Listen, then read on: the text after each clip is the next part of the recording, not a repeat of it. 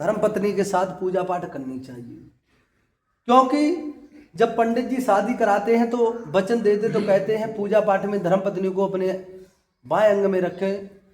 पूजा पाठ में धर्मपत्नी सीधे हाथ पे बैठती तो हम आपके बाएं अंग आएंगी, धर्मपत्नी वचन लेती है।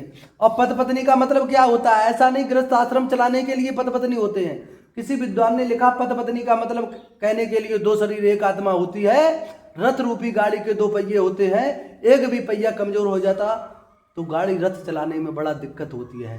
ऐसे ही पति पत्नी एक रथ रूपी पहिए होते हैं। तो वो दोनों लोग देवालय में जाते थे, सत्यनारायण का व्रत करते थे, दान पुण्य करते थे। देखो किसी विद्वान ने बताया है दान पुण्य, घर में कम धन है तो कभी दान नहीं करना चाहिए। हमारे पास धन कम है तो दान नहीं करना चाहिए। ऐसा नहीं कि हमारा पड़ोसी कर रहा हम भी खेत बेच के कर दें या हम भी दान करें। कम धन है तो बच्चों को अच्छी शिक्षा दें, अच्छे मार्ग पर चलाएं, अच्छे संस्कार दें।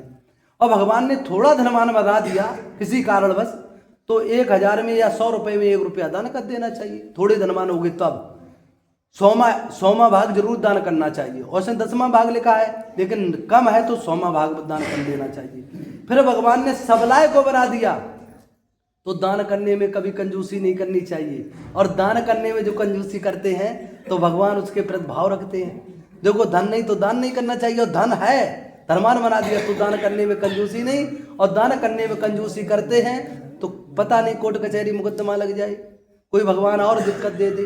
और ज़्यादा बड़े कंजूस होते हैं, जीवन भर जोड़ा। कभी कभी आप देखना, आ जाओ वकील साहब, जीवन भर जोड़ा और भगवान ने चाहा कि नहीं आगरा बुला लिया वेंटिलेटर पर, जितना जीवन में कमाया 20 दिन में मंगा लिया तो क्या हुआ? मतलब कंजूसी नहीं। पहले ही भगवान ने ये कहा जो धन नहीं है तो दान नहीं करना चाहिए, और धन है तो कंजूसी नहीं करना चाहिए। दोनों बातें होती हैं। और लेने देने वाला का एक भाव होना चाहिए।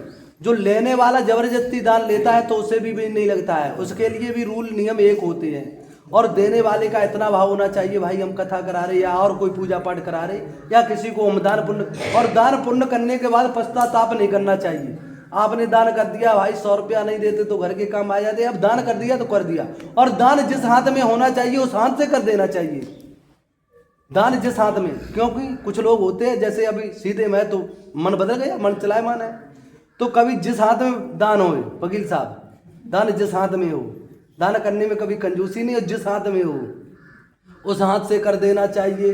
तो बताया एक व्यस्त आया बनिया ने पूछा आप क्या कर रहे?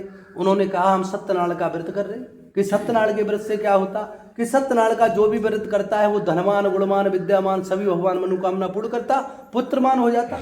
व्यस्त ने दोनों हाथ जोड़े कि प्रभु हमारे घर में कोई संतान नहीं है, संतान हो जाए तो सत्यनारायण का व्रत करेंगे।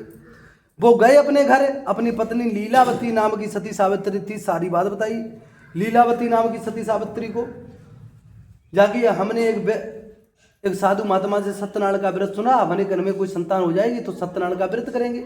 भगवान की ऐसी कृपा हुई, भगवान की ऐसी कृपा हुई, जो लीलावती नाम की सती सावित्री थी वो गर्भवती होगी। 10वें महीना में एक सुंदर कन्या को जन्म दिया, और कन्या का नाम विद्वानों ने कलावती रखा। कलावती चंद्रमा की तरह, शुक्ल भात के चंद्रमा की तरह दिन प्रतिदिन बढ़ने लगी, दिन प्रतिदिन बढ़ने लगी। एक बार कलावती गुड्डा गुड़िया का खेल खेल रही थी तो उसकी माँ ने प्रश्न कर दिया, पुत्री क्या कर रही? कि हम अपने गुड्डा की शादी कर रहे, अपने गुड्डा की शादी कर रहे। माँ के दिल में झटका लगा, हमारी पुत्री गुड्डा योग होगी, शादी करनी चाहिए। उन्होंने अपने पति को बुलाया पास व्यस्त को और कहा अपनी पुत्री गुड्डा योग होगी, शादी कर देनी चाहिए। देखो लड़की या लड़का शादी योग हो जाना चाहिए, जैसी अपनी क्षमता है क्षमता के हिसाब और जैसा अपना समय है तैसा कर देना चाहिए।